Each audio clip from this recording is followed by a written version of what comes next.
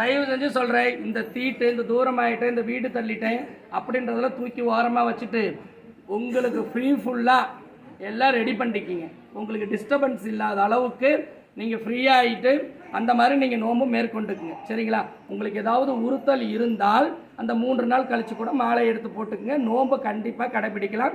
அம்மாவனுடைய படம் நாங்கள் சாமி ரூம்போடு வச்சுருக்கோம், நாங்கள் எங்களுக்கு அந்த வழக்கமே கிடையாது அப்படின்னு நீங்கள் உள்ளே போதுறதுக்கு ஏதோ டிஃபைன் பண்ணிங்கன்னா அம்மாவனுடைய படத்தை வெளியில் எடுத்து வச்சு தீட்டானாலும் சரி எதானாலும் சரி நல்லா குளிச்சுட்டு பசுங்கோமியம் கிருமிகள் அட்டாக் ஆகாத அளவுக்கு இருந்துட்டு அழகாக ஹெல்த் கேர் பண்ணி இந்த நோன்பை கடைபிடிங்கள். தீட்டு திடங்கள் ஒரு பெரிய விஷயம் ஆகாது. வாராகி உடனே எழுந்துருவா, சூளத்தை கொண்டுட்டு வந்துருவா, ஒழிச்சிருவா அப்படிலாம் கிடையாது.